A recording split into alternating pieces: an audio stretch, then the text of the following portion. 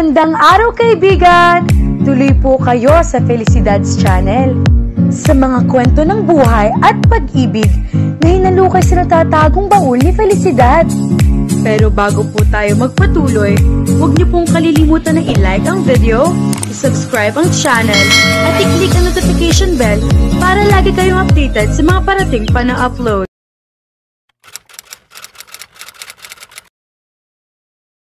Pagkatapos ng set nila at muli na silang nakabalik sa backstage, ay inanyayahan ni Nathan ang mga kabanda niya sa isang salo-salo sa bahay nito.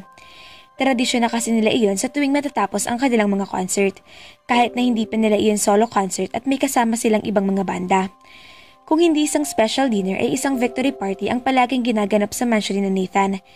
Pero sa pagkakataong iyon ay mataktikang nagdahilan sina Paul at Mark na mukhang kinasabwat din ng iba pa nilang mga kasama sa entourage ng banda nila kaya hindi na raw makakasama ang mga ito dahil may kanya-kanyang pupuntahan. May kasama pang panunukso rin sa mga matang mga ito. Kaya sa huli ay si Yara na lang ang kasama ni Nathan sa kanilang special dinner sa bahay nito. Nakakahiya naman sa'yo, nag-abala ka pa na maghanda ng dinner tapos ay halos lahat sila ay may kanya-kanyang mga lakad. Hayaan mo na lang mga yon, padadalhan ko na lang sila ng pagkain. Kung sa bagay, ang sabi na lang ni Yara bago namamanghang napatingin sa mansyon ng bahay ni Nathan. Ang ganda ng bahay. Salamat. Sinong kasama mong nakatira dito? Ang aking nakababatang kapatid na lalaki at mga kasambahay. Pero minsan ay dito rin nag-stay sila Mark at ang iba pang staff ng kumpanya kapag may mga bagong music recordings na kailangan gawin. Meron din kasi akong recording room na ipinagawa rito sa bahay. I see. Yan ang nakababata kong kapatid. Halika't ipapakilala kita. Ibarra, gusto kong makilala mo si Yara, ang bagong drummer ng banda. At Yara, si Ibarra, kapatid ko. Hi Ibarra. Sa totoo lang, balita tungkol sa iyo. Mas maganda ka sa personal, hindi nakakagulat at mukhang nababaliw sa'yo si Kuya Nate. Ikinagadalak din kitang makilala, and for once, I approve ang choice ni Kuya. Mamaya, ang huling sabi nito bago pinaarangkada ang two-seater na Stwarz car, napapailing na lang si Nathan. Huwag mo napansinin ng kapatid ko, may pagka-emo yun kaya parang aloof tingnan. Yeah, maswerte na nga tayo at mahaba-haba ang sinabi niya ngayon. Anong ibig mong sabihin? Medyo anti-social siya, kaya malimit siyang mapagkamalaan na suplado. E di, maswerte pala ang girlfriend niya dahil walang babaeng makakalapit kay Ibarra dahil sa pagkaakalang suplado siya. Hiyan, ay kung may girlfriend ng isang iyon. Si itsurang iyan, mukhang wala pa. Hinihintay ko nga kung may papakilala siyang girlfriend eh. Baka naman gusto niya munang makasiguro bago niya ipakilala sa'yo. Baka, pero hayaan na natin ang kapatid ko sa trip niya for now. Pumasok na tayo sa loob at kumain ng hapunan. Alam kong gutom ka na rin dahil hindi ka nakakain masyado kanina bago tayo nag-perform. Mukhang pati iyon alam mo ha? Medyo kabado na excited ako kanina kaya hindi ako nakakain masyado. Siyempre, mapagmasid akong tao. Ayaw nitong malaman ni Yara na talagang kanina niya pa minomonitor ang kilos nito nung nasa stadium pa sila.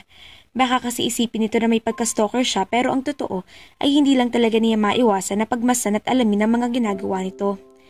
Nauwi sila sa isang romantic candlelit dinner sa may pavilion sa likuran ng bahay ni Nathan kung saan napapaligiran iyon ng mga bulaklak ng mga halaman.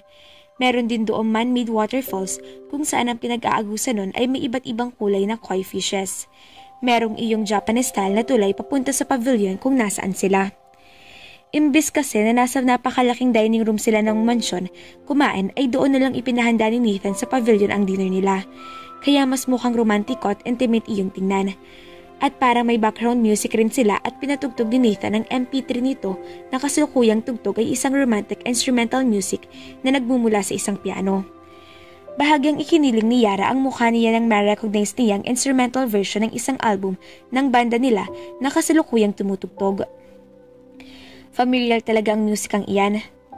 Hindi ko naisip na maganda siyang pakinggan kapag tinugtog sa piano. Ito ay nakakapawing pagod. Yun ang naisip ko. Isang araw ay napagtripan ko na lang na subukang tugtugin iyon sa piano at iyan nga ang kinalabasan.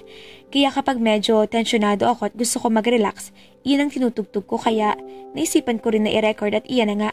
Bagaman ako palang ang nag-iisang may recorded version niyan. Ikaw ay napaka-talented at isang henyo. Puro ni Yara. Nakakapagtaka kung bakit hindi mo sinubukang maging pianist sa konsyerto. What can I say? Mas masayang mawala at magtatalon sa stage kasamang mga kaibigan ko. Sa bagay, mas masaya nga kapag marami kayong magugulo sa stage. Alam mo rin na hindi ka nag-iisa. Tama. Pare-pareho rin kayong kinakabahan kaya may karamay ka. Ikaw, kinakabahan ka bang nagpe-perform sa stage? Imposible yata yan. Mayroon kang ganitong aura na kumpiyansa pagkatapos ng lahat. Magaling lang ako magdala. Natural na kahit batikang mga performer, kahit na sa pagkanta pa iyon o pag-arte, kinakabahan din sila. Siyempre, aalalahanin mo kung magugustuhan ka ba ng mga tao mga performance mo o hindi. I guess, tama ka. Yun din ang dahilan kung bakit hindi ako kumakain before our band performance. Natatakot ako na baka masuka ako dahil sa kaba.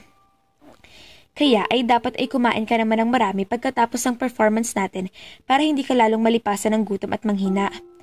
Opo, hindi ko po nakakalimutan yan. Mabuti naman. At dahil sa magandang kinalabasan ng fundraising concert kanina, let's drink to that, lalo na't mukhang paborito ka na rin ng publiko. Nakangiting tumango si Yara. Itinaas na rin niya ang hawak na goblet at ipiningki iyon sa hawak na goblet ni Nathan bago sila sabay na uminom ng alak. Nang maibaba ni Nathan ang goblet nito ay mataman siya nitong tiningnan. Tila may misteryoso ngiti sa labi. Tahimik ay tuloy-tuloy siyang nakatayo habang naglalakad patungo sa kanya. Inilahad nito ang kamay sa kanya. Sayaw tayo? Ang paanyaya ni Nathan sa kanya. Ibinabara na rin ni Yara ang goblet niya at nakangiting tinanggap niya ang nakalahad na kamay ni Nathan. Tila nilalabanan nun ang may kalamigan na dulot ng panggabing hangin. Hindi rin tuloy mapaglabanan ni Yara na ilapit pang mabuti ang mukha niya sa bandang leeg ni Nathan.